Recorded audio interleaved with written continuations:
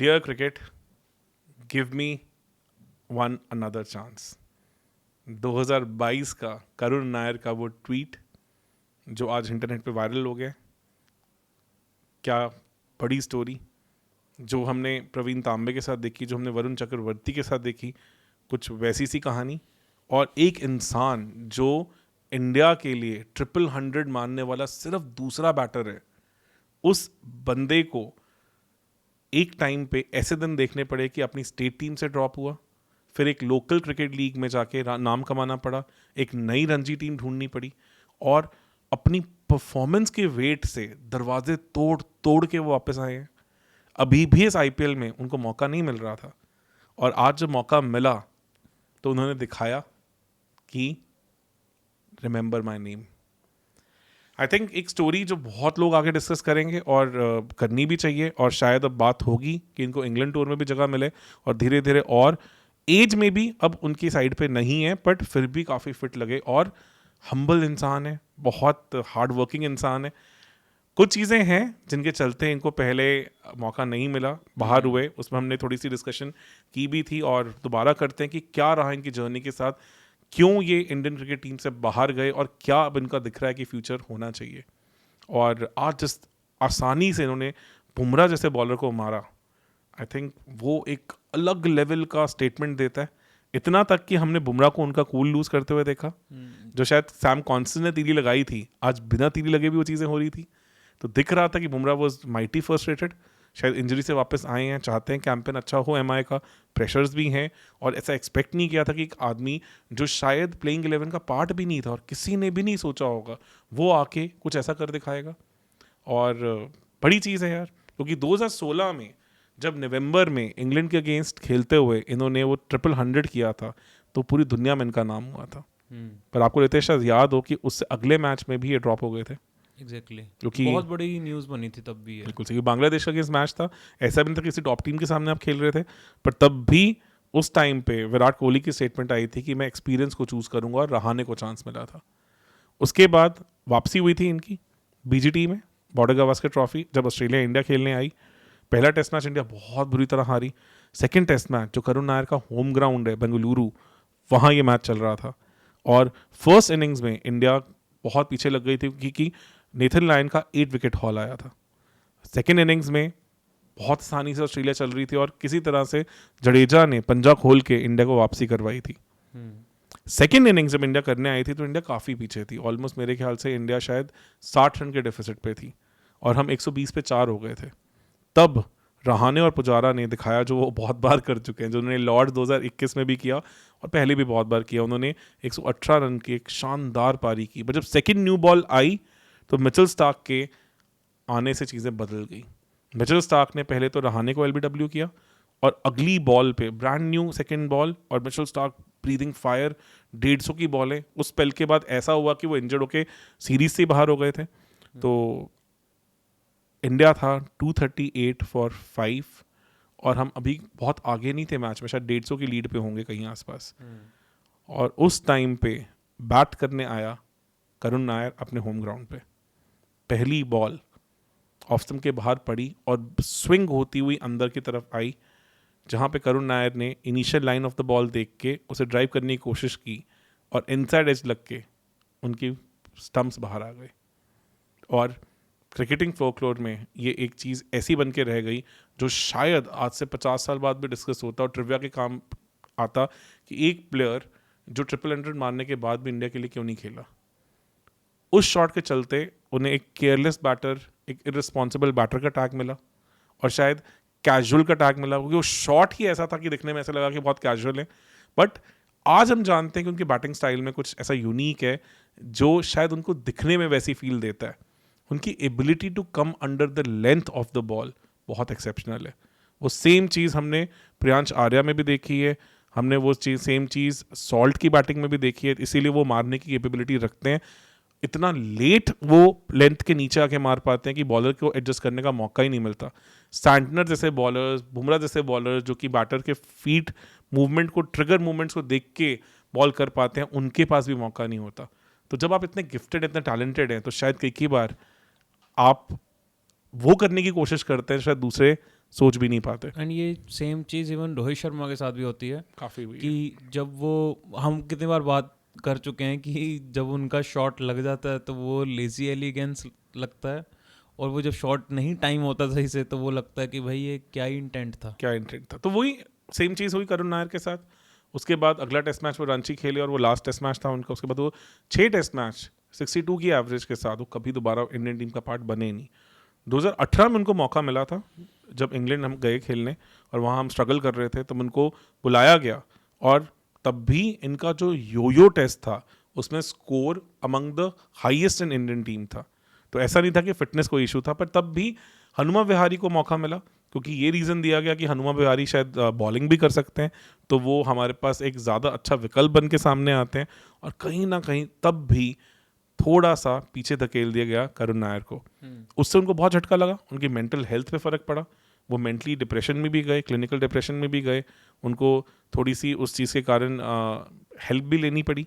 उनके पेरेंट्स ने उनको काफ़ी सपोर्ट किया, पर परफॉर्मेंस इस तरह से डिप होनी शुरू हुई कि जो उनकी स्टेट टीम कर्नाटका थी उन्होंने भी उनको बाहर का दरवाज़ा दिखा दिया। तो वो अपनी स्टेट टीम से ड्रॉप हुए। उसके बाद ऐसा लगा कि शायद ये नाम अब इंडियन क्रिकेट में एक गुमनामी की तरफ ही चला जाएगा और शायद हम इनके बारे में कुछ ट्रिविया क्वेश्चंस के थ्रू ही जान पाएंगे और कुछ ज़्यादा हो नहीं पाएगा। महाराजा क्रिकेट लीग जो कि कर्नाटका में एक लोकल क्रिकेट लीग है, उसमें इन्होंने अपना नाम दोबारा बनाया। उसके बाद अपनी नई रणजी टीम ढूंढी विदर्भा, वहाँ जाके परफॉर्म किया और इस सीज़न उन्होंने जो तबाही मचाई है, जो उन्होंने पहले सैयद मुश्ताक अली ट्रॉफी में करके दिखाया, उसके बाद जो विजय हज़ारे में किया, वो तो सबको ही चुप करा देने वाली कहानी थी। वहाँ ऑलमोस्ट 400 की एवरेज के साथ इन्होंने रन स्कोर किया और अपनी टीम को फाइनल तक लेके गए। फाइनल में उनकी पुरानी टीम कर्नाटका से उनका मतलब मैच हुआ। उम्मीद थी कि वहाँ शायद पुराने दर्दों को वो ठीक कर पाएंगे, जीत पाएंगे, बट प्रसिद्ध कृष्णा के गेंद पे आउट हुए और हमें पता है कि प्रसिद्ध कृष्णा भी इस टाइम पे अलग ही लेवल पे चल रहे हैं। उससे चलते एक क्लोज मैच में फाइनली कर्नाटका जीत गई। पर वो स्टोरी वहीं ख़त्म नहीं हुई क्योंकि उसके बाद विदर्भा को एक और मौका मिला, रणजी का फाइनल मैच जो केरला के साथ था। पहली इनिंग्स में इन्होंने एक कमबैक करवाया अर्ली मिसहैप के बाद, जो विकेट्स अर्ली गिरी, और एक बहुत ही कॉमिकल रनआउट के चलते अपनी फर्स्ट इनिंग्स में 100 को चूक गए। तो शायद लोगों ने फिर से बात की कि सो नियर येट सो फार वाली कहानी हो जाएगी क्योंकि रणजी फाइनल में 100 और 80 में बहुत फ़र्क होता है। तो बट ऐसा नहीं हुआ। जब दूसरा मौका उसी रणजी मैच में मिला तो वहाँ उन्होंने एक शानदार 100 जड़ के दिखाया और अपनी टीम को फाइनल जितवाया, रणजी चैम्पियन बने। तो एक ही साल में इन्होंने वो सब कर दिखाया जो शायद लोग पूरे करियर में ड्रीम नहीं करते। उसके चलते कंसिडरेशन सेट में तो आए ही हैं। बात हो रही थी कि चैंपियंस ट्रॉफी स्क्वाड में भी होने चाहिए थे, बट वहाँ शायद जगह नहीं बनी। और अगर इंडिया जीता जिस तरह से तो उसके बाद हम उस पर कोई क्वेश्चन मार्क भी नहीं उठा सकते। बट ये सब के बीच में इनको पुरानी इनकी फ्रेंचाइजी दिल्ली ने फिर से एक मौका दिया और इनको लेके आए इस बार। और प्राइस पे आए थे या कम पैसे में ही आए थे? हाँ, ज़्यादा कुछ नहीं होगी ऑब्वियसली, अभी तो स्टेक्स बढ़ेंगे। और काफ़ी बार बात हुई कि ये आएंगे टीम में जब बाकी प्लेयर्स नहीं अवेलेबल थे, जब केएल राहुल नहीं अवेलेबल थे तब लगा शायद ये होने चाहिए थे। समीर रिजवी को मौका मिला, जब फैफ नहीं खेले तब लगा ये होने चाहिए थे, तब भी ऐसा नहीं हो पाया। और आज जो आके इन्होंने पहली ही नॉक में स्टेटमेंट दी, एक अटैक, एक बॉलिंग अटैक जिसमें ट्रेंट बोल्ट थे, दीपक चहर थे, सैंटनर थे, बुमराह थे, उनके सामने इस तरह की तबाही नॉक खेली जो दोनों इनिंग्स में कोई भी प्लेयर नहीं कर पाया। इतना फ्री फ्लोइंग नॉक खेला। आई थिंक आज उन्होंने फाइनली वो जवाब सबको दे दिए हैं कि यार मैं अब शायद ना क्रिकेट से अपना वो दूसरा मौका मांग चुका हूँ। बातें होंगी अब काफ़ी ज़्यादा कि अब इनको शायद इंग्लैंड टूर पे जगह मिले। बात तो पहले भी आई है कि जो इंग्लैंड ए इंडिया ए के मैचेस हैं उसमें तो वो स्क्वाड में ऑलरेडी आ ही चुके हैं।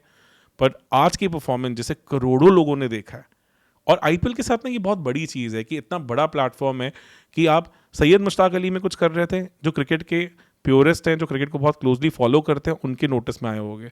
विजय हजारे की बात हो रही थी तो शायद और लोगों के नोटिस में आए होंगे। रणजी के साथ भी आपको शायद कुछ लाखों लोगों ने पक्का से फॉलो किया होगा। पर जब आप आईपीएल में कुछ करके दिखाते हैं तो करोड़ों लोगों के जहन में आप बस जाते हैं। आपका एक छक्का लोगों को याद रहता है, तो इतनी बड़ी नॉक भूलने का तो अब कोई चांस ही नहीं है।